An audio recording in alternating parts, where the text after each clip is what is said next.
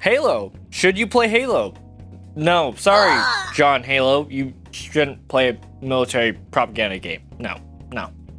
Dungeons and Dragons? You mean Demons and Devils? Oh, no. Yeah, Not no. one. Gonna have to say no to that. Oh, Dark Souls. Yeah, get good, scrub. What? It's a great game. And no, I'm not trying to grow out my hair to look like Jesus. Ain't happening. I think. Hello, I'm Noah Price, your Christian gamer. Christian who loves playing video games.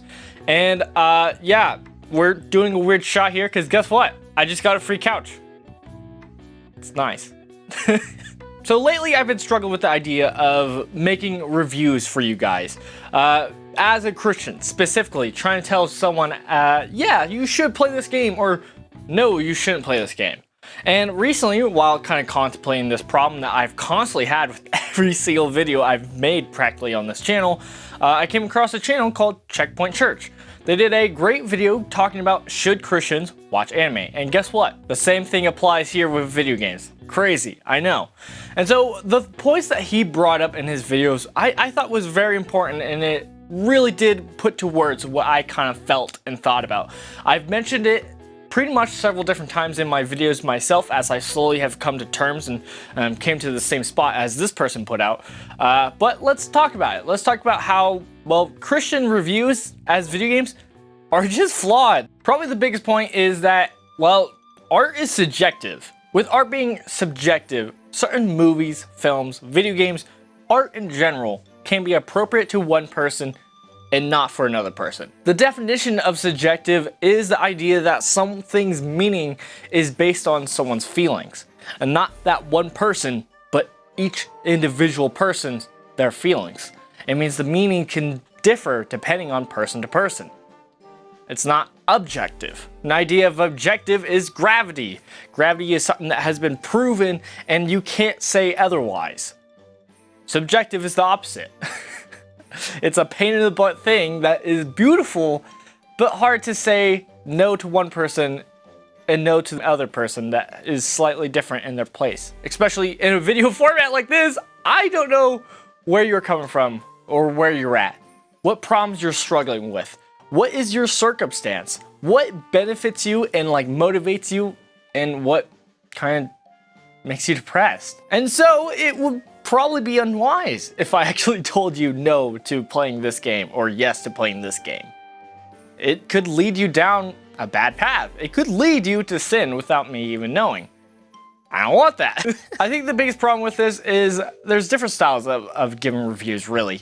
There is the idea that, hey, a review is to basically let you know what is in this game before you play it. Is there nudity? Is there terrible violence? Or is there cursing? It's literally talking about the rating of the game. Is it rated T for teens, or is it rated E for everyone? That's basically one idea with the review, is what to expect if you are going to play this game. Should you play this game? Is it made for you? There's a second type of review, and it's a different style that I is honestly going to be trying to do. And I think it's one that you guys are hopefully actually wanting. It's the review structure of, hey, I've played the game, let's talk about my experience. And you, as somebody who has also most likely played the game, or don't expect to ever play the game, but want to know about the game and hear about the game's story as if they did play the game, are here to hear my tales, if that makes sense. The reason why I've struggled with coming to terms with this style of reviewing is I almost feel like there's an obligation. For me as a Christian, if I'm going to be talking from the point of view of a Christian about this thing, there's some kind of authority bestowed to me. And honestly, I don't want you guys to sin. And I do think that, well, media that we consume, whether it is video games or movies or anything else, can motivate us or influence us to sin. It can also do the opposite. It can influence us or move us to live a righteous life. And I think that's important to talk about. And so with somebody like me, who I love video games, I think video games can be very much impactful. They can be beneficial to your walk as a Christian. And so I would love to talk about that to you guys. I think it's important for me to talk about if a game does have some parts that are like, that's very questionable. I don't think that was great. That's something that I would like to warn you about. Not so much in the sense of like, hey, don't play this game, because guess what? You probably have played the game. It's more so in the sense that, hey, if you have a child and they watched a movie that had, I don't know, just death. I think that's common enough in our time that death is something that's shown to us so daily that it could easily to be desensitized to. But maybe it's important to actually talk about it. Sure, we watched this thing or we played this game where murder was constant. Well, we've already played it, we've already witnessed it. Let's help digest it. Let's talk about it, because there's can be different interpretations and we can run with it in many different paths. We could take a nihilistic stance that, hey, it's meaningless to worry about death. Death just happened, it's an everyday thing. It doesn't really matter. Or we could actually look at it in the other approach that, hey, this is life being killed, taken away, and especially for us Christians, they're taken away, they're not following Christ. That's sad. It's terrible. It's even sad even when followers of Christ die. It's something that we should mourn. It's something that life itself is important. And so I think talking about these things, whether pros and cons, are important. Not, hey, don't play this game or play this game. The sad part is, again, I wish I could help lead you more away from sinning. I could lead you more to righteous acts. I'm very limited, because guess what? I'm trapped behind a screen.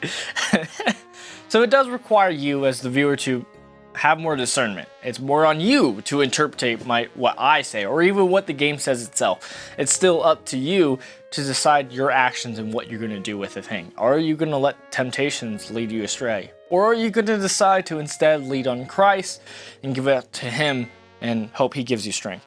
Notifications! But yeah, I think it's important for me to talk about this mostly because, yeah, I think it's something that should be said, because I almost always bring it up every single time I talk about a game. I am feeling forced that I need to talk about this. I need to say, hey, there's these things. And while there's a part of it that, as I mentioned, is, yeah, I should talk about if something should be beneficial to our walk or something should be, well, kind of hurtful to our walk. I think we should talk about it, and it's good for discussion. I don't think it should be, hey, oh no, there's this sinful thing. Run away from it, because you already have played it and probably have consumed it. Only thing I can do is really talk about it. So this is more of a weird video to where I think it is important so that I don't have to every single video kind of talk about this kind of topic. I can just say, hey, yeah, guess what? Reviews are different. I am probably going to be stepping away from videos like, you know, Cult of the Lamb. I did do a video on that just too recently, and it's like, it's not the type of content I'm hoping to bring. But moving forward, I'm excited to make more videos for you guys. Just talking about different games and their stories and their experience that they give us as Christians or even non-Christians. I love to talk about the topics that are introduced in these games. And honestly, I love to just obviously talk about how it felt to me, my experience with it, how I feel about it as a Christian, and honestly, just in general as a person. The reason why I bring up the Christian part is because, well, let's be honest, I take my faith serious. It's not some kind of title that I say, even though the reason why this channel is called Christian Gamer is because it's a title. So it's a little hypocritical, I'll admit. But me calling myself a Christian is not just some kind of title. It's not some kind of class like I choose in an RPG of like, yeah, I'm the rogue. I'm the Christian. It's not like that. It's a serious thing, and it does impact my worldview. It's the first lens that pushes what I see and how I interpret the world, how I interpret death or life. Christian living and Christianity is what impacts me to think the way I do. And so I'm gonna talk about it. So yeah. Is there gonna be more videos on the couch? I have no idea. But let me know what you think about this video down below. Yeah, I'm gonna go play more games and write more stuff for videos to come. I'm excited. There's a big project coming. I can't wait to get it out. Cool. Let's do this. Jesus loves you. All right, goodbye.